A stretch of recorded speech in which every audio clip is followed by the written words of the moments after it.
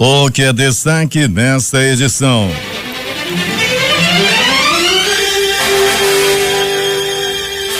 Tremor de terra no Peru e Equador causa onda de choque em Manaus. Vários edifícios balançaram em diferentes pontos da cidade. Relator revela quanto Alfredo Nascimento recebia da Odebrecht na campanha para o Senado. Tensão em Iranduba. Câmara suspende reajuste das passagens de ônibus e o prefeito diz ter sido ameaçado de morte por dono de empresa de transporte e presta queixa à polícia. Amazonas Energia é multada em mais de 8 bilhões pelo apagão de março. Ministério Público Federal vai à Justiça para garantir a atuação da Força Nacional em cadeias de Manaus. Planalto toma susto após urgência da reforma trabalhista ser rejeitada. Câmara aprova texto base do projeto de socorro aos estados. Coreia do Norte acusa Estados Unidos de precipitar guerra nuclear. Estados Unidos advertem Venezuela para evitar repressão a protestos. Maduro acusa americano de estarem preparando golpe e ativa plano militar. Suspeito de matar homem e postar vídeo no Facebook se suicida ao ser encontrado pela polícia.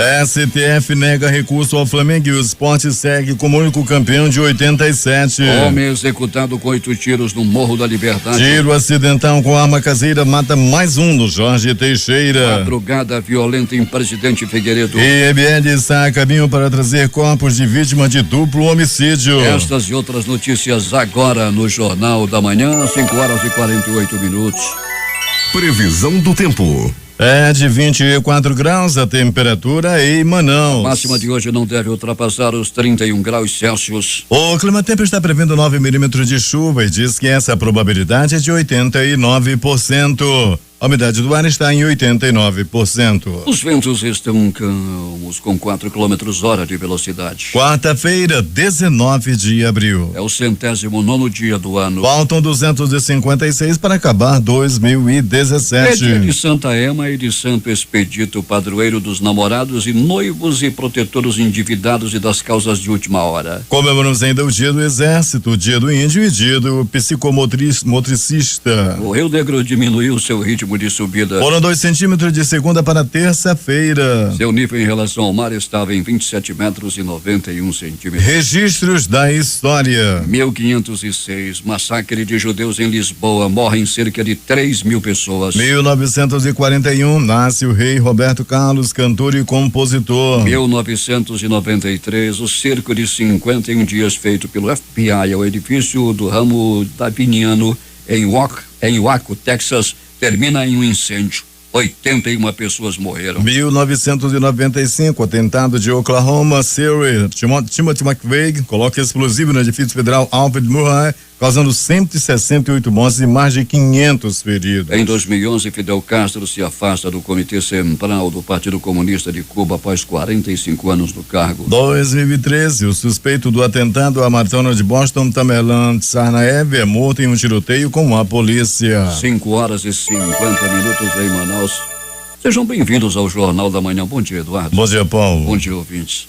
A Defesa Civil do município deu início ontem à construção de pontes nas áreas que serão afetadas pela cheia deste ano. O primeiro local atendido é o Beco Bragança, no bairro de São Jorge, na zona oeste, onde as águas já começaram a subir. De acordo com o Departamento de Operações da Defesa Civil, a previsão para essa semana é construir parte também e pontes no bairro de Arucanos, onde já foi realizada a atualização de cadastros das famílias em ação conjunta com a Secretaria da Mulher, Assistência Social e Direitos Humanos. Ao todo, 15 bairros de todas as zonas da capital que devem ser afetados pela cheia receberão construções de passarelas, entre eles do Tarumã, Mauazinho, São Jorge, Educandos, Raiz, Betânia, Presidente Vargas, Colônia Antônio Aleixo, Aparecida, Centro, Santo Antônio, Cachoeirinha, Glória, Compensa e Puraquequara, além da zona rural e ribeirinha da capital. Já a Defesa Civil do Amazonas deu parecer favorável ontem ao decreto de situação de emergência do município de Canutama, localizado na Calha do Purus, e a cidade passa a integrar o cronograma de ajuda humanitária do órgão. Após análise de dados do Instituto Nacional de Meteorologia, feito pelo Centro de Monitoramento e Alerta da Defesa Civil do Amazonas, observou-se que a concentração de chuvas no último trimestre teve registro de até 1.200 milímetros, o que aumentou o volume de água do rio na região e colocou a cidade mais vulnerável para o alagamento, ressaltou o secretário executivo da Defesa Civil do Amazonas, Coronel Fernando Pires Júnior. Nossos técnicos levaram em consideração ainda a quantidade de danos ocasionados pelo desastre, que já atinge 60% dos bairros periféricos e ribeirinhos, além de comunidades rurais e indígenas. O número de famílias afetadas atualmente chegou a 1.495. E levar atendimento médico para as comunidades rurais isoladas no interior do estado é um grande desafio por conta da logística e distância, onde muitas vezes o poder público não consegue chegar. Em razão disso, um grupo de médicos tomou partido para ajudar os ribeirinhos que precisam de ajuda e são conhecidos como doutores das águas. A reportagem de Felipe Augusto.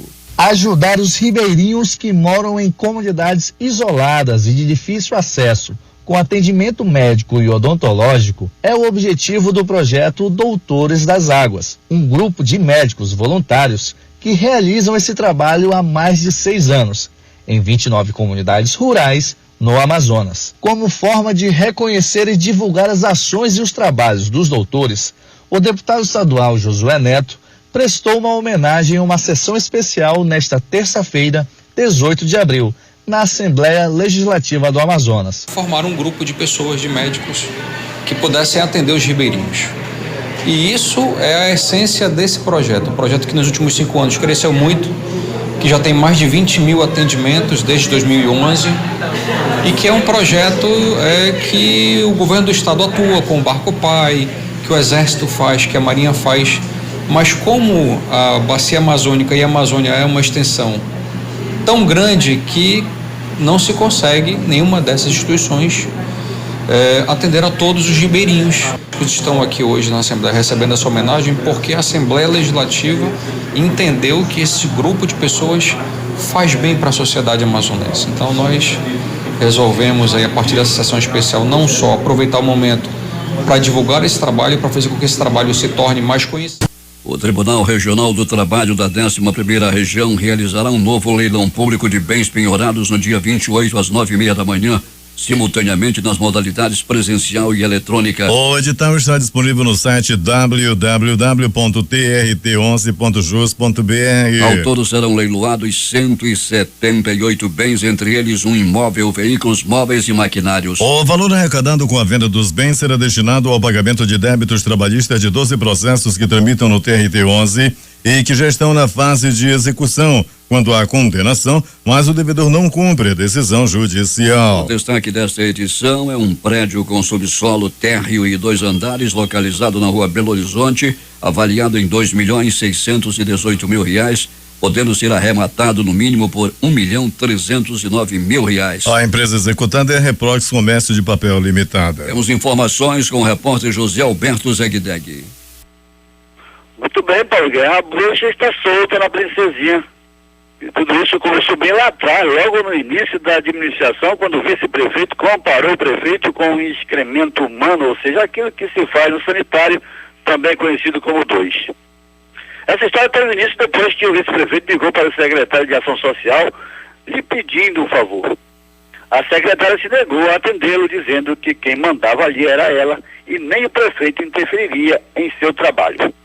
Foi então quando o vice-prefeito fez a comparação. A secretária, por sua vez, gravou a ligação e entregou ao prefeito, que chamou o vice para uma reunião para esclarecer quem realmente mandava. Mas até então não se sabe quem é que manda mesmo. Só se sabe que a gravação caiu nas redes sociais e por algum tempo foi um só comentário na cidade. Agora, mais uma vez, a administração é motivo de novos comentários, depois que a segunda dama do município, a senhora Lúbia de Freitas, esposa do vice-prefeito, usou as redes sociais para defender as pessoas que estavam sendo maltratadas por secretários da administração. Lúbia de Freitas escreveu assim, abre aspas, toda a administração pública deve ter em sua essência o respeito com as pessoas, pois foi nisso que os maracapuruenses sonharam ao eleger Beto e Capela. Respeito esse que não vem acontecendo em algumas repartições do nosso município, principalmente pela falta de humanidade de alguns secretários. Fecha aspas. Lúbia de Freitas relacionou os secretários e comentou a atitude de cada um deles. Vamos aqui a alguns mais picantes. Governo, secretário, aeroporto, com várias funções e muitas regalias, com atendimento péssimo na sua secretaria. A Danoporto é irmão do prefeito. Finanças, Carlos, Esse deixa as pessoas de molho, só sabe dizer volta amanhã e assim por diante. Dizem nos bastidores que ele é só secretário de fachada, quem dá as ordens é outro. Obras, secretário Paulo está deixando a desejar sem nenhum avanço na sua administração. Infância e Juventude, Cidileia, diz que ela está aqui por competência e não por bandeirada. Então, cadê a competência? O seletivo foi o pior de todos, onde ela fez parte da comissão como presidente. Assistência Social, Edilene, essa sem comentários, é a pior secretária. Essas foram as que mais chamaram a atenção, mas a lista segue com os comentários da Núbia de Freitas. Ela também encerrou dizendo assim: gostaria que todos se conscientizassem que secretários, assim como todos os servidores, têm que atender bem as pessoas, pois não possuem direito de maltratar ninguém. E pediu às pessoas que, quando se dirigissem a uma secretaria, que não fosse com medo e nem que deixasse que pisasse neles. Como diz o velho ditado, quem muito se abaixa, o fundo aparece. Diz ainda: eu não estou incentivando ninguém à violência, apenas quero que saibam que temos nossos direitos como cidadão. Não sou candidata, não sou contra a administração, apenas sou a favor da justiça e da humanidade. Núbia de Freitas assinou a nota como esposa do vice-prefeito Capela. Bem, Paulo, essa nota foi premeditada. Núbia de Freitas já teria escrito um dia antes que faria essa declaração nas redes sociais. Da capital dos buracos, reportou Zeg Deg para o Jornal da Manhã. 6h09 em Manaus. Zeg Deg, não é só aí em Manacapuru que tem muitos buracos, não. A população de Itacoatiara está reclamando, todas as ruas da cidade estão esburacadas, tornando o tráfego muito complicado em toda a Velha Serpa. Temos informações agora de Urucará, Valdino Castro. Bom dia, ouvinte do Jornal da Manhã. O Centro de Educação Tecnológica do Amazonas, CETAM, estará iniciando a Semana da Saúde aos Idosos no município. O evento será realizado no distrito do Castanhal, a 7 quilômetros da sede, e desenvolvido pelos acadêmicos do curso técnico em análise clínicas e contará com a presença dos acadêmicos da UFAM no curso de enfermagem, sob a coordenação do gerente acadêmico do CETAM, Edivan Serrão, e da instrutora Auxília Castro. A ação será realizada no dia 21 de abril. Serão abordados os seguintes temas: câncer de mama, de próstata, pulmão, tireoide, câncer de pele, infarto miocárdio, AVC, acidente vascular cerebral e diabetes tipo 2. Na oportunidade serão realizados aferição de pressão arterial, verificação de glicemia, peso e índice de massa corporal. O projeto conta com o apoio do prefeito Henrico Falabella e visa incentivar a qualidade de vida e a prevenção à saúde para a população de Urucará. Valdino Castro para o Jornal da Manhã. 6h11. O vice-governador Henrique Oliveira destacou durante a abertura do primeiro encontro da Polícia Civil com os prefeitos dos municípios do estado que o evento foi uma excelente oportunidade para os órgãos que compõem a Secretaria de Estado de Segurança Pública e para as prefeituras municipais discutirem medidas para melhorar a segurança nas cidades do interior do estado. O evento é uma iniciativa da Polícia Civil do Amazonas e foi realizada na manhã de ontem, às 8h30, no auditório José Elci Barroso Braga, no prédio da Delegacia Geral. Participaram do evento 27 prefeitos municipais e representantes de prefeituras, 30 delegados de polícia civil lotados em municípios do interior do estado e outros 28 convidados. O governo do estado quer a participação dos representantes do setor primário nas discussões em torno da revisão da política de incentivos fiscais que está sendo implementada pela Secretaria de Fazenda e de Planejamento e Desenvolvimento. A meta é definir um regime tributário específico voltado para a produção rural local, segundo o anúncio feito na reunião da Câmara Setorial da Agroindústria realizada na Federação de Agricultura do estado. O setor primário está no eixo da nova matriz econômica e ambiental e certamente terá que ter uma atenção prioritária, disse o secretário de Planejamento, José Jorge do Nascimento Júnior, na abertura da reunião da Câmara, que é coordenada pela CEPLAN. Cabo de guerra entre os poderes e caos no transporte coletivo de Iranduba. A Câmara de Vereadores suspendeu o reajuste das passagens autorizado pelo Poder Executivo. E o prefeito Chico Doido registra boletim de ocorrência na delegacia da cidade, afirmando que foi ameaçado de morte pelo dono de uma das empresas de ônibus. A reportagem é de J. Rai. Passageiros que seguiam para Manaus no início da manhã de ontem no ônibus da Expresso Iranduba ficaram no meio do caminho depois que 2 pneus do coletivo que estavam carecas estouraram na altura do quilômetro 7 da rodovia AM 070. A empresa deslocou outro veículo para concluir a viagem. Cerca de 1 hora depois, outro ônibus da mesma concessionária foi apreendido na rodovia Carlos Braga durante uma blitz do Instituto Municipal de Trânsito e Transporte IMTTI, como informou o diretor do órgão, Celso Campelo.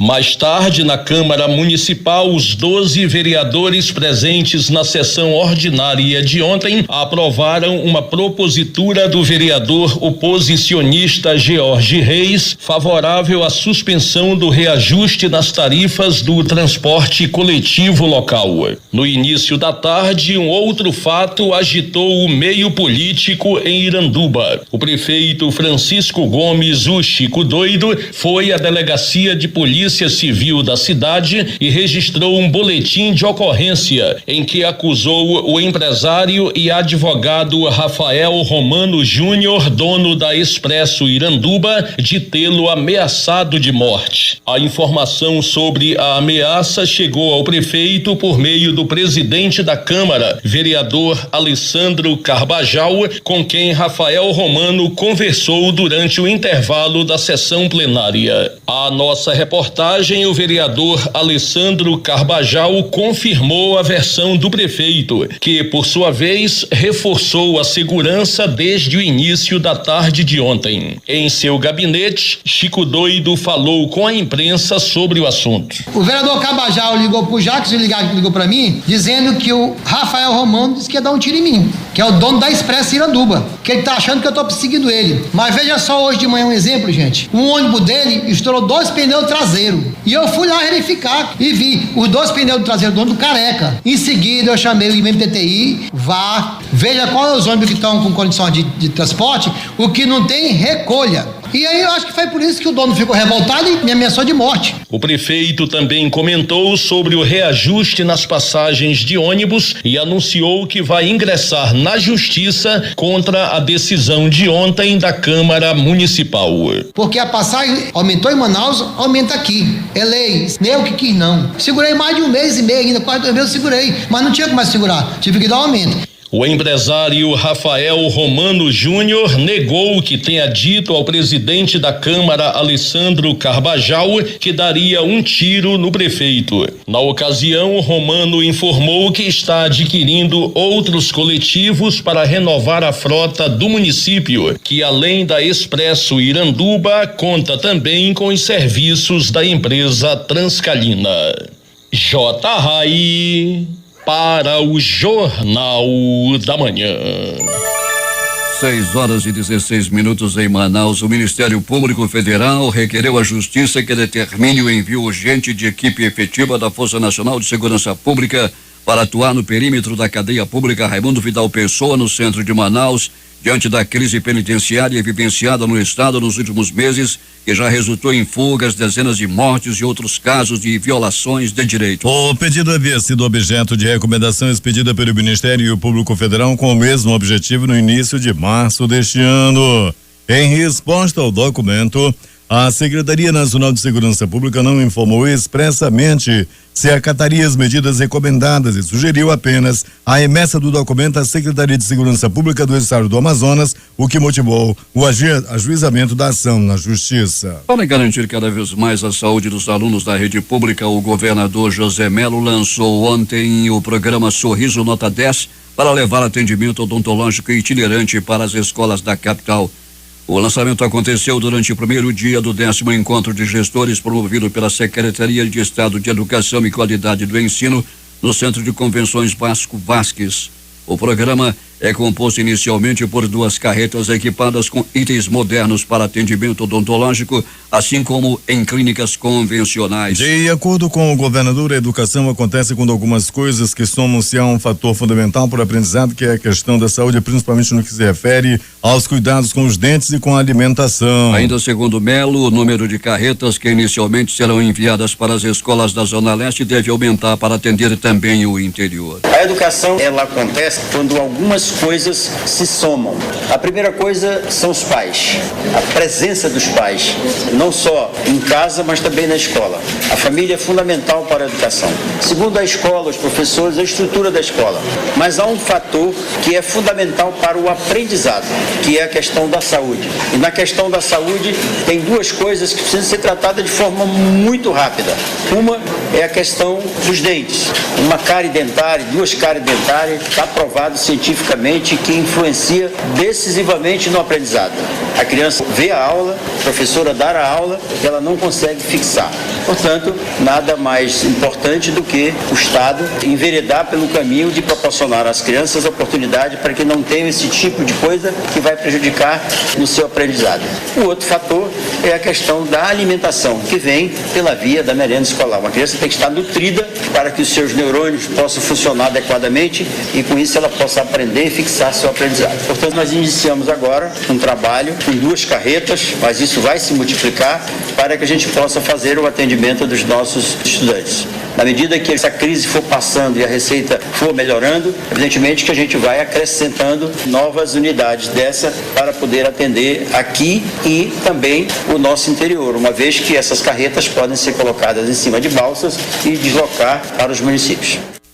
Para o secretário de Estado de Educação, Algemiro Lima, o lançamento da carreta odontológica vai atender 300 alunos por dia e que os atendimentos serão de acordo com a demanda de cada escola, não prejudicando as atividades escolares. O lançamento hoje da carreta odontológica pelo senhor governador vai atender 300 alunos dia e esse cronograma vai ser feito de acordo com a necessidade que as escolas vão demandar para nós. Então o aluno estuda de manhã, à tarde ele retorna para fazer o atendimento odontológico, portanto não irá prejudicar nas atividades escolares e como o governador falou, isso não só vai melhorar o rendimento, mas com a socialização da criança que vai ter um sorriso melhor, porque a educação ela transforma as pessoas pela sua natureza e hoje o governo do estado cuida das pessoas e entende que o projeto Sorriso Nota 10 compõe com a educação para que a gente tenha melhores resultados.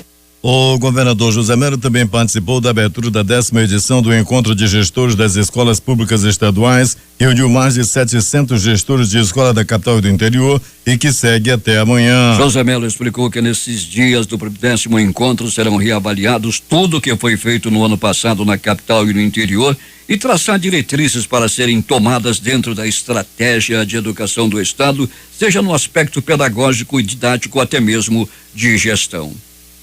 Esse encontro, ele tem um objetivo, o objetivo de reavaliar tudo que foi feito na educação ano passado, na capital e no interior, e a partir desta avaliação, nós então vamos traçar as diretrizes para o presente ano.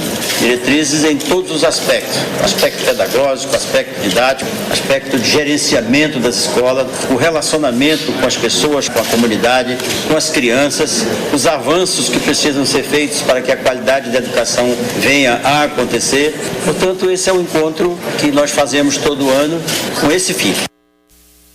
6h21 em Manaus. Uma multa no valor de 8,160 milhões deve ser paga pela concessionária Eletrobras Amazonas Energia pelo apagão ocorrido no dia 31 de março em Manaus e região metropolitana. A decisão foi resultado de uma ação civil pública movida nesta terça-feira por diversos órgãos ligados a defender os direitos do consumidor. O desligamento de 2 circuitos do Linhão, Tucuruí e Manaus, que gerou apagão na capital, também atingiu os municípios de Iranduba, Manacapuru e Presidente Figueiredo. A interrupção no abastecimento de energia causou também obstrução no fornecimento de água para toda Manaus. Manaus Ambiental informou à época que 98% da população da capital foi afetada. A ação movida pelos órgãos de defesa do consumidor também contou com a participação da Secretaria Executiva de Proteção e Orientação ao Consumidor Procon Amazonas. Na tarde de ontem, representantes do órgão se reuniram para assinar a ação na sede da Ordem dos Advogados do Brasil, no bairro de Adrianópolis. A multa deve ser paga pela empresa como dano moral coletivo causado à população.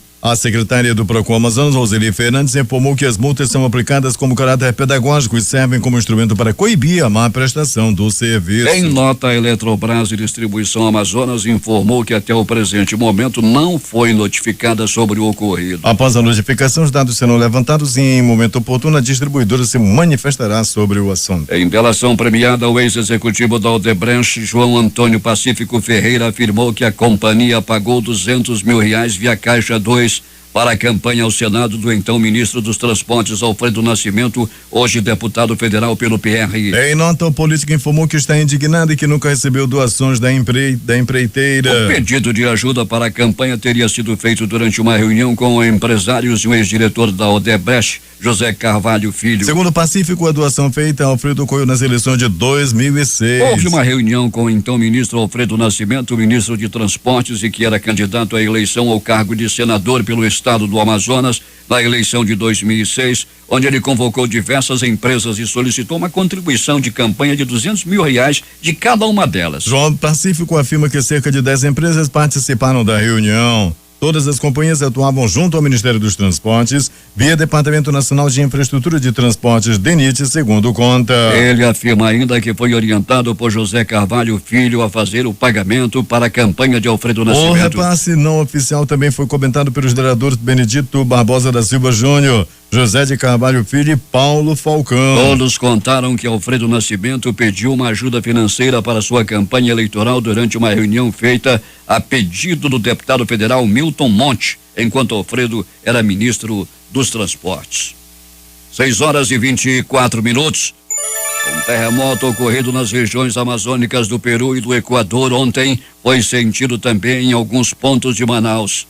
Segundo o Serviço Geológico do Brasil, o abalo telúrico foi registrado principalmente no centro e em bairros da zona centro-sul. O edifício Manaus Shopping Center, situado na Avenida Eduardo Ribeiro, no centro da cidade, chegou a balançar. O superintendente do Serviço Geológico do Brasil, Marco Antônio Oliveira, afirma que a sensação do tremor é perceptível em prédios mais altos e não gera preocupação. As ondas de choque se propagam e chegam aqui mais enfraquecidas. Quem percebe é quem está no alto dos prédios, porque o prédio oscila. Quem está no nível do chão não percebe nada. Provavelmente a magnitude fica entre 1 e 2 graus e isso não gera danos nas estruturas.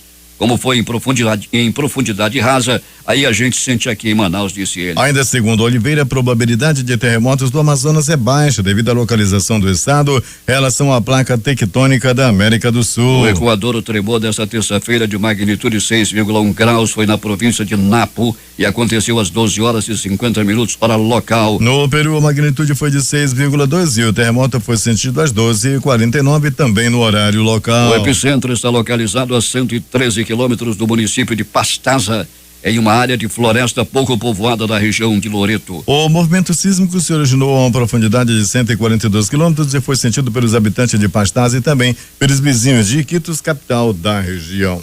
Polícia. Em tempo, a Polícia Federal faz desde as primeiras horas de hoje uma operação para apurar se houve fraude na aquisição de ações do Banco Pan-Americano pela Caixa Econômica. Segundo a corporação, a transação tem potencialmente causado expressivos prejuízos ao erário federal. O inquérito investiga se houve gestão fraudulenta e prejuízo a correntistas e clientes da Caixa. Ao todo, são cumpridos 46 mandados de busca e apreensão expedidos pela 10ª Vara Federal de Brasília. As ações ocorrem de forma simultânea em São Paulo, no Rio de Janeiro, no Paraná, em Pernambuco e na capital federal. A Justiça também determinou a indisponibilidade e bloqueio de valores de contas bancárias dos alvos. Ao todo, o montante bloqueado chega a 1,5 bilhão de reais. Alberto Pellegrini, conte o que aconteceu na noite e madrugada na cidade. Muito bem, conte sim, Paulo Guerra e ouvintes do Jornal da Manhã. Paulo Guerra, uma noite e madrugada no bairro Novo Israel, a Polícia Militar, a Polícia Civil, Secretaria de Segurança como um todo, agindo na cidade, no Novo Israel, uma moto Honda CG 125 foi recuperada pela polícia, por policiais da 18ª SECOM. A Polícia Militar também recuperou outra moto, dessa vez na zona oeste da cidade, com policiais da 19ª SECOM. Tudo aconteceu na rua Independência, no bairro Nova Esperança. A moto que havia sido roubada foi recuperada pela polícia. Paulo Guerra e ouvintes do Jornal da Manhã. A polícia militar prendeu um homem que estava vendendo droga. Foram os policiais do primeiro DIP, mais precisamente também com a ação dos policiais da terceira Sicone. Foi apresentado lá no primeiro DIP. O homem estava aí com pedra de óxido, estava com cocaína e R$1.000 já do apurado da venda de drogas. Uma ação aí do CPA Sul da cidade por parte da Polícia Militar. É a Secretaria de Segurança como um todo levando mais policiamento, diminuindo a criminalidade na cidade. Pronto socorro João Lúcio, o gigante da zona leste da cidade. Movimentação considerada tranquila. Entretanto, o homem deu entrada à vítima de paulada na cabeça.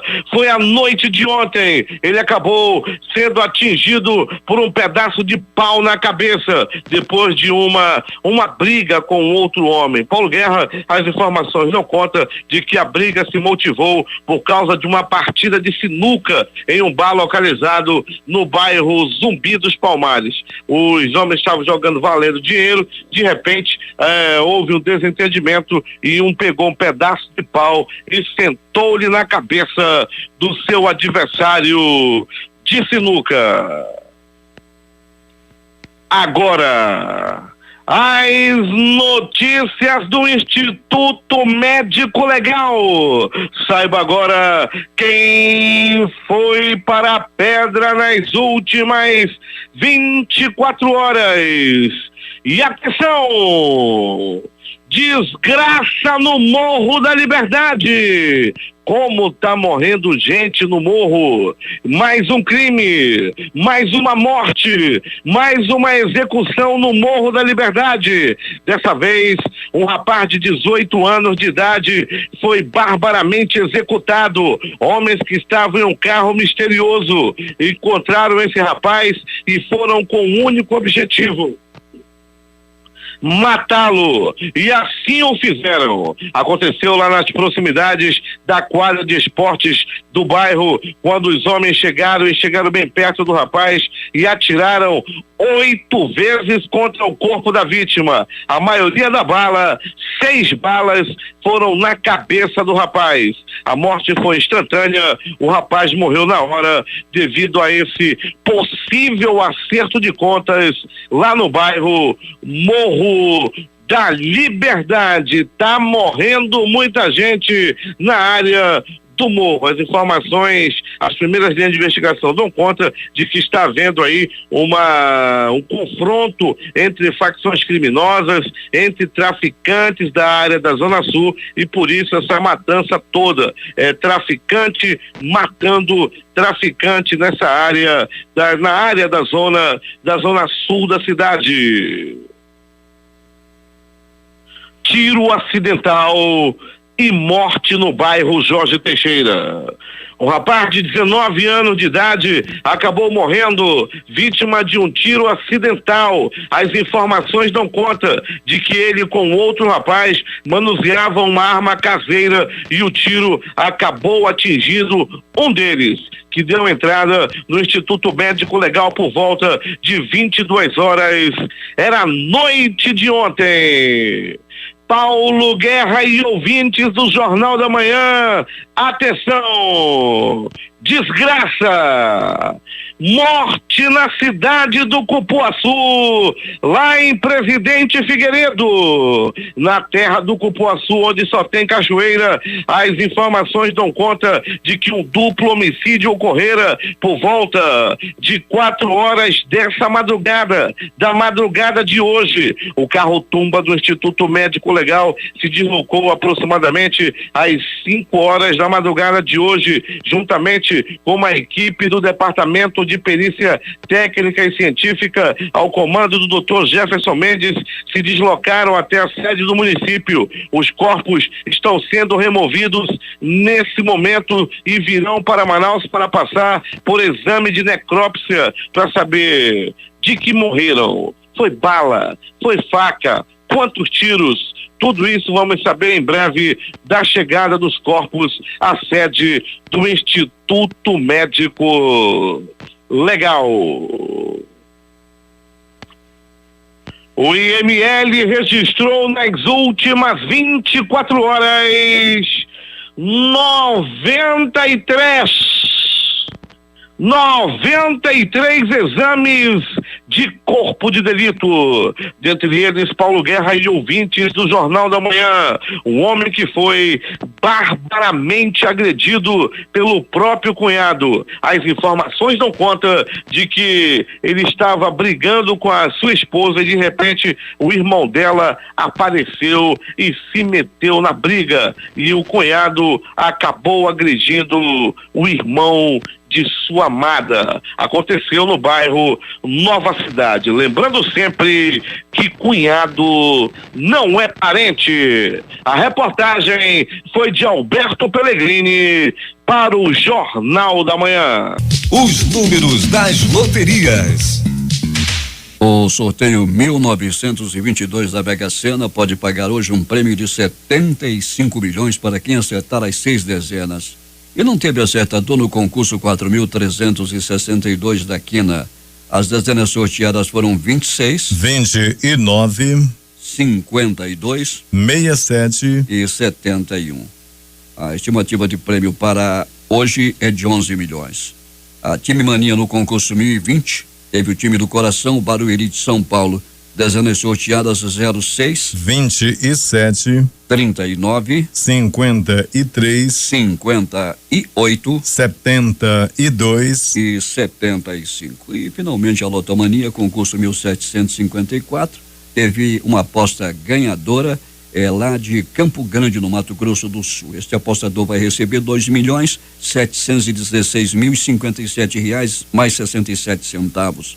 As dezenas sorteadas da Lotomania foram 08, 09, 16, 42, 44, 48, 50, 52, 54, 55, 57, 62, 66, 74, 79, 80, 84, 88, 90 e 99. 6 horas e 42 minutos. Esportes. Jogos de ontem pela Libertadores da América. Lanús 5, Zulia 0. Sporting Cristal 0, de Strongest também 0. Chapecoense 1, Nacional do Uruguai também 1. Jogos da Liga dos Campeões da Europa. Real Madrid 4, Bayern de Munique 2. Leicester City 1, Atlético de Madrid também 1. Os jogos de hoje pela Libertadores. Às 21h45, Santa Fé e Santos. No mesmo horário, Libertad e Atlético Mineiro. Os jogos de 19h30 da Copa do Brasil. Cruzeiro e São Paulo, no jogo de ida, o Cruzeiro venceu por 2-0. Paraná e Vitória, no jogo de ida, o Paraná venceu por 2-0. Os jogos das 21h45. Corinthians e Internacional 1-1 no jogo de ida. Fluminense e Goiás, o Fluminense perdeu por 2-1. Joinville e Sport, o Sport ganhou por 2-1. Liga dos Campeões da Europa. Às 15h45, Barcelona e Juventus, no jogo de ida, 3-0 para a Juventus. Mônaco e Borussia Dortmund, 3-2 no jogo de ida. O Supremo Tribunal Federal indeferiu por 3-1 o recurso impetrado pelo Flamengo contestando a decisão da Justiça que apontou o Sport como único campeão brasileiro de 1987. A discussão nos tribunais se arrasta por anos, mas a decisão desta terça da primeira turma do STF tem pouca ou nenhuma chance de ser revertida. Embora o vice-jurídico do Flamengo, Flávio Wiedemann, afirme que aguardará a publicação para analisar a possibilidade de recurso, a assessoria do STF informou que os recursos possíveis não modificariam o julgamento do mérito. Seriam instrumentos, por exemplo, para pedir esclarecimento de alguma parte da sentença. O Sport, em seu perfil oficial no Twitter, publicou uma imagem celebrando o fato de ser juridicamente o único campeão brasileiro de 1987. Últimas notícias. O suspeito de assassinato que a polícia disse ter publicado no Facebook um vídeo da morte de um homem na cidade norte-americana de Cleveland se matou com um tiro depois de uma perseguição breve de agentes da Polícia Estadual da Pensilvânia, informou a corporação. Os Estados Unidos realizaram ontem uma dura advertência aos funcionários venezuelanos para que evitem reprimir os protestos opositores previstos para esta quarta-feira na Venezuela. Os responsáveis pela repressão de atividades pacíficas e democráticas por minar instituições e práticas democráticas e pela flagrante violação dos direitos humanos deverão prestar contas individualmente, disse o porta-voz do Departamento Americano de Estado, Mark Toner. Os agentes do Estado, policiais, militares, promotores e juízes e civis controlados pelo partido governista que agirem contra os manifestantes deverão prestar contas às instituições venezuelanas e à comunidade internacional. O presidente venezuelano Nicolás Maduro reagiu às declarações de Toner, afirmando que Washington deu seu aval a um golpe de Estado na Venezuela. Nicolás Maduro anunciou que decidiu ativar o chamado Plano Samora, que foi apresentado pela Força Armada Nacional Bolivariana para manter a ordem interna contra as supostas ameaças de Washington. O alto oficial da Coreia do Norte acusou os Estados Unidos de criar uma situação perigosa na qual uma guerra termonuclear pode explodir a qualquer momento. O embaixador da Coreia do Norte na ONU, Kim Jong-un, descreveu os exercícios militares conjuntos realizados pelos Estados Unidos e pela Coreia do Sul como os mais agressivos possíveis. Disse que o país estava pronto para reagir a qualquer tipo de guerra desejado pelos Estados Unidos. O Parlamento britânico vota hoje a antecipação das eleições gerais no Reino Unido para 8 de junho, proposta na terça-feira pela primeira-ministra Theresa May. A medida precisa dos votos de 2/3 dos parlamentares para ser aprovada, já que a lei de parlamentos de prazo fixo de 2011 determinou que a partir de 2015 as eleições parlamentares britânicas devem ocorrer a cada 5 anos. Um grupo de sindicalistas tentou invadir na tarde de ontem o Congresso Nacional durante um protesto contra a reforma da Previdência proposta pelo governo Temer. O grupo quebrou vidraças e foi contido pela Polícia Legislativa. Não houve feridos durante o tumulto. O relator da reforma da Previdência, Arthur Maia, definiu que adotará uma idade mínima de 62 anos para as mulheres no relatório final da proposta de mudanças nas aposentadorias. Com a discussão, o presidente da Comissão Especial da Reforma Previdenciária, Carlos Marum, do PMDB do Mato Grosso do Sul, adiou para esta quarta-feira a leitura do relatório final. O adiamento foi definido em acordo com Temer e com o ministro da Fazenda, Henrique Meirelles. O Superior Tribunal de Justiça decidiu por unanimidade manter a prisão do ex-ministro Antônio Palocci. Os ministros entenderam que a detenção é necessária para garantir a ordem pública e combater o atual quadro de corrupção sistêmica. Palocci e mais 14 pessoas são réus acusados de crimes de corrupção e lavagem de dinheiro em uma ação penal do juiz Sérgio Moro. As 25 petições feitas pela Procuradoria-Geral da República, que ainda estão em segredo por decisão do ministro Edson Fachin do Supremo Tribunal Federal, incluem mais suspeitas de crimes envolvendo nomes e destaques do PT e do PMDB. Na lista estão o ex-presidente Luiz Inácio Lula da Silva, o ex-ministro Antônio Palocci, o senador Edson Lobão, do PMDB do Maranhão, o ex-presidente da Câmara, Eduardo Cunha, do PMDB, e o ex-ministro Henrique Eduardo Alves, também do PMDB, entre outros. O Palácio do Planalto levou um susto com a derrota no plenário da Câmara ao tentar aprovar a urgência da reforma trabalhista. Para que o requerimento fosse aprovado, eram necessários 257 votos favoráveis, mas o pedido recebeu 230 e 163 contra. O documento foi assinado pelo líder do governo, Aguinaldo Ribeiro, e mais 14 líderes de partidos da base aliada. A derrota foi atribuída a um cocheiro de um auxiliar do presidente Michel Temer, que não calculou de forma correta o quórum mínimo para aprovar a urgência. Sempre trabalhamos com Caixa 2, afirmou Mônica Moura, mulher do ex-marqueteiro do PT, João Santana, ao juiz Sérgio Moro, responsável pelas ações da Lava Jato na primeira instância durante interrogatório na Justiça Federal de Curitiba ontem à tarde. Ela e o marido também confirmaram que a empresa deles recebeu dinheiro de Caixa 2 em todas as campanhas políticas em que atuou.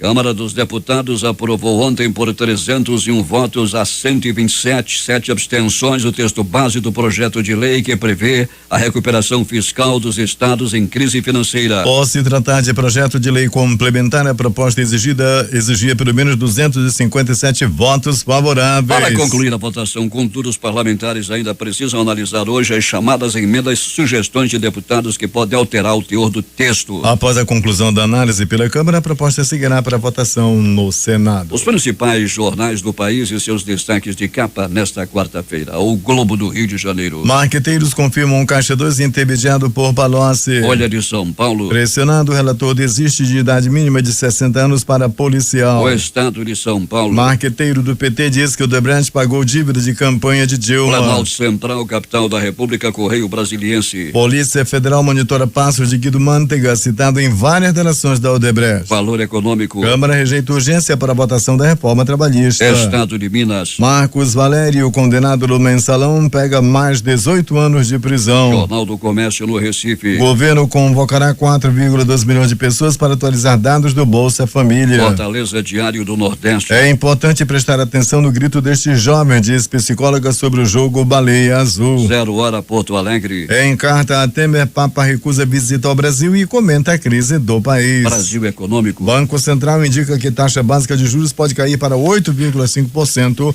ao ano. Edições impressas locais. Agora. Tarado invade casa e morde seios de garota. Jornal do Comércio. Empresários cobram nova regra para feriados. A crítica. Tiroteio no meio da rua. Dono de lotérica reage, atira e 2 são presos. Em tempo.